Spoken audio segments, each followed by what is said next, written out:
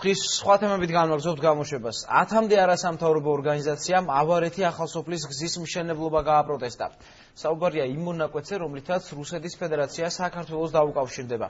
შეკრებილებმა გზის მშენებლობამ მცოცავი ანექსიის ხელშეწყობა შეაფასეს და ხელისუფლებას დროული რეაგირებისკენ მოუწოდეს. არასამთავრობოების პროტესტით ეუპასუხეს ადგილობრივებმა. მოსახლეობის ნაწილი მიიჩნევს, რომ ეს არის ერთადერთი დამაკავშირებელი გზა ნათესავებთან, რომლებიც რუსეთის ფედერაციაში ცხოვრობენ.